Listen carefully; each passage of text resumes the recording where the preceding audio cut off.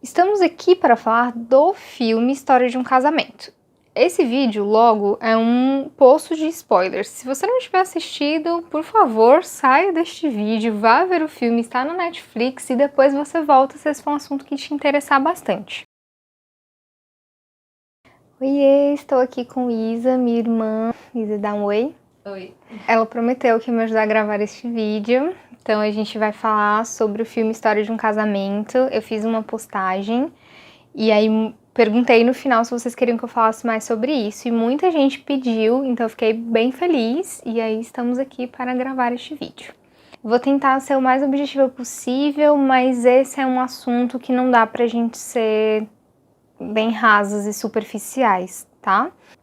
Eu vou fazer esse recorte do filme e vou falar especificamente sobre relacionamentos amorosos, mas às vezes as pessoas que estão sendo abusivas na nossa vida não são os nossos companheiros ou companheiras. Fiquem com essa informação, porque tem coisas que eu vou falar aqui que podem ser úteis para além dessa caixinha dos relacionamentos amorosos. Eu vou falar agora 4 características que desenham com mais clareza nas nossas mentes o que é uma relação abusiva. Lembrando que nada é preto no branco, às vezes isso vai estar num nível muito sutil e cada relação é também muito única. Esses são os traços mais gerais. O primeiro é sobre o céu e o inferno de um relacionamento e não ter meio termo. Ou seja, ou você tá muito bem, o sexo está incrível, a pessoa tá super te elogiando, o relacionamento tá ótimo. Ou o relacionamento tá muito ruim, vocês estão brigando. Não ter esse meio termo é uma coisa complicada, porque a vida ela não acontece só nesses altos e baixos. E é bem adoecedor, porque você fica tão encantada com a parte boa do relacionamento que você vai ficando condicionada a suportar essas baixas por uma esperança de vivenciar de novo essa coisa mágica que acontece quando a relação tá legal, né? Uma outra característica é que, em geral, essa outra pessoa ela é muito explosiva. E aí você já teve algumas grandes discussões e às vezes uma pequena coisa que você fala, né, se transforma numa montanha de problemas. E você começa a ficar com medo de se expressar. Você vai perdendo a sua espontaneidade. E aí outra característica, terceira, é o isolamento. Às vezes a pessoa ela começa a falar mal dos seus amigos, falar mal dos seus familiares, ela vai soltando pequenas doses ali de crítica e de veneno. Ou ela realmente começa a expressar ciúmes, e aí a tendência é que isso vá sendo tão cansativo e você quer tanto manter as coisas bem, que você vai abrindo mão e vai se distanciando das outras pessoas. Por fim, é um misto de culpa e confusão. Então, na hora que o relacionamento tá massa, ok, ótimo.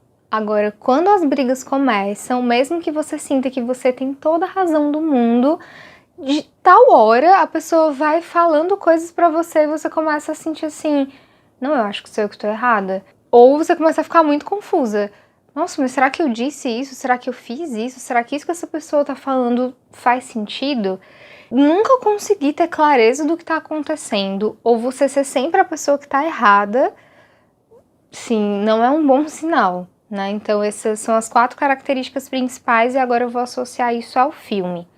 Ele chegou a ser indicado ao Oscar, ele, né, tem atores muito conhecidos e ele é um filme ótimo, né? Eu achei ele super bem dirigido e tudo mais. E eu me emocionei muito com ele. Aí fui eu pesquisar sobre o que as pessoas estavam falando, sobre as coisas que eu tinha percebido. Porque assim, eu assisti ele mais de uma vez. A primeira vez que eu vi, eu já senti que muitas coisas estão desajustadas aqui. Aí eu ficava dando umas pausas, né, fiz umas anotações, fiquei lembrando muito do capítulo do Barba Azul, né, o capítulo 2, do Mulheres Correm com os Lobos. E aí eu fiquei, deve ter mais pessoas falando sobre isso, né, quero trocar ideias. E aí eu fui ver na internet e não tinha ninguém falando sobre isso. Na verdade, os vídeos que eu vi eram de homens, né, não por acaso, dizendo que não compraram o lado de ninguém na história.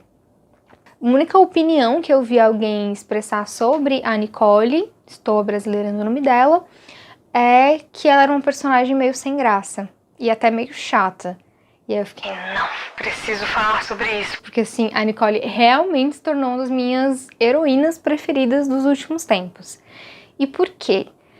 Eu não vejo esse filme só como um filme sobre aquele casamento. Assim, eu, né, pra quem não sabe, sou psicóloga e facilitadora de grupos de mulheres. Eu trabalho arduamente com o livro Mulheres que Correm com os Lobos. Inclusive, dê pausa nesse vídeo se você não conhece esse livro e vá comprar, porque assim, ele é o livro mais importante do autoconhecimento feminino. É o livro que, por favor, coloque na cabeceira da sua cama e leia sempre que você puder. Então eu faço esses grupos de mulheres e aí o meu olhar ele é muito voltado para isso, obviamente.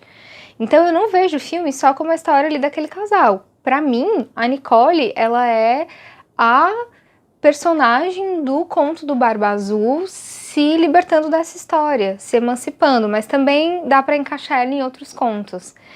E para mim ela é essa heroína, ela é essa mulher selvagem que estava completamente adormecida e crises existenciais existem para isso, teve esse despertar de falar, não dá mais para ficar nessa relação. E aí, uma coisa que eu falei no meu texto é que bom que ela contratou uma advogada, e que bom que essa advogada tem esse olhar, porque ela estava ainda tão dentro da bolha do relacionamento, da confusão e da culpa, que quando a advogada pergunta, você quer ficar aqui em Los Angeles? Ela diz, ele não vai querer, ele odeia Los Angeles. Ela, né, meu bem, querida, assim, eu sou sua advogada, né, você está aqui me pagando, e o interesse é a sua história, é o que você quer.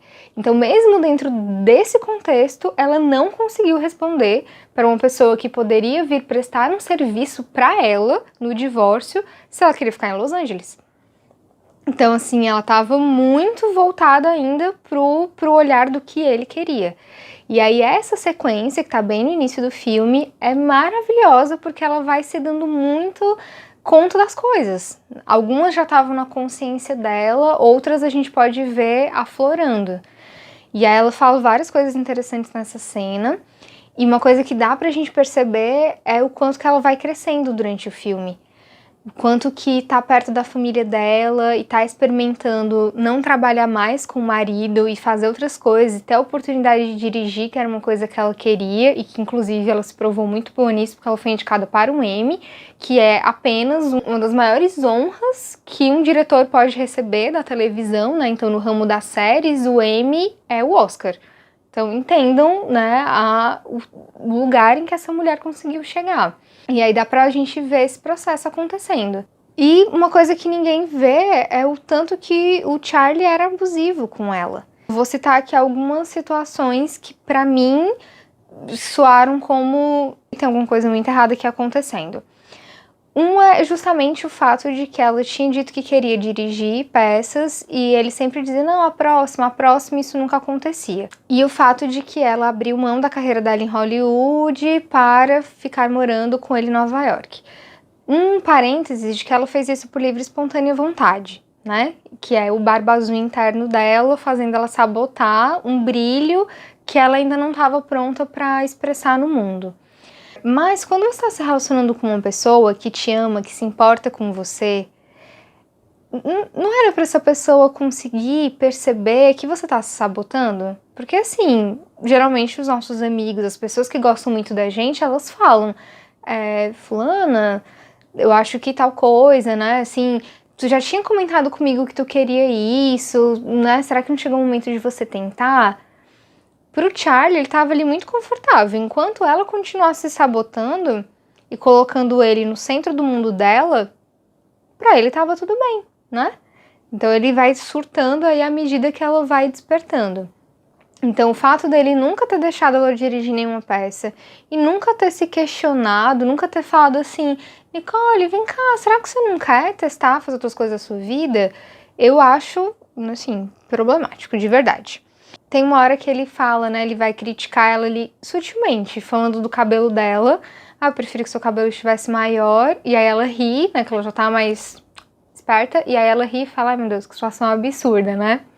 E nem perde tempo também tentando explicar pra ele porque que aquilo era absurdo. Antes de eu falar da briga, eu quero falar que ele traiu ela. né, assim, dentro do código que eles desenvolveram naquela relação, ele trair era muita coisa. E aí ele ainda vai tentar, na briga, fazer com que ela se sinta culpada, dizendo que ele abriu mão de ficar com várias outras pessoas, que ele sempre foi fiel a ela. Aí ela, tá, mas isso que você fez foi traição. Ele, mas eu poderia ter te traído muito mais. Hã? Como assim, né? Que tipo de argumento é esse? A parte da briga que eu preciso muito falar pra vocês é que ela diz... Então, eles estão se agredindo, né? Ali é um eu inferior, um batendo no outro, assim, simbolicamente. Eu achei que tem horas que ele já começou a ficar muito ameaçador. Ele faz algumas... Se vocês reverem a cena toda da briga e forem dando umas pausas e refletirem, vocês vão conseguir ver frases que ele vai falando que são justamente para fazer com que ela se sinta culpada e com que ela questione a própria sanidade dela. Porque ele diz, não, você era feliz sim, você só decidiu depois que não era. E ele diz que ela ter voltado para a vida dela de antes é meio que como se ela tivesse regredido. Então, assim, isso... dentro da história, se você parar para olhar com uma análise bem fria, né, suprimir inclusive, porque esse ator é super charmoso, porque ele é um personagem super interessante, mas se você deixar isso um pouco de lado e olhar friamente porque realmente aconteceu naquela briga, dá pra gente ver vários aspectos bem interessantes. E ela, né, no auge da indignação, ela fala, ai meu Deus, eu não acredito que eu tenho que te conhecer pra sempre. Ele diz, eu queria que você tivesse morrido. Eu acordo todos os dias querendo que você esteja morta. E ele dá um soco na parede. Gente, entenda, quando uma pessoa, né, primeiro, alerta de masculinidade frágil.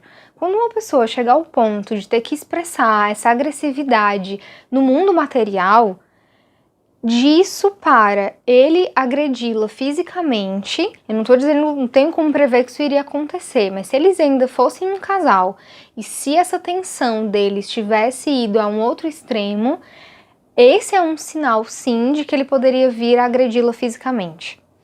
Ele dar um soco na parede é também um jeito dele mostrar que, de alguma forma, ele tá ali acima daquela situação, ele é superior, ele tem força, porque ele estava se sentindo ameaçado, enfraquecido pelo fato de que ela não era mais a pessoa submissa que ela era antes. Quando ele diz, eu queria que você tivesse morrido, e ela depois abraça ele, eu acho que, assim, essa é uma cena que mostra o tanto que ela é codependente ainda. Ela já tá bem mais esperta, mas ao mesmo tempo o vínculo deles ainda é dela se colocar muito no lugar dele.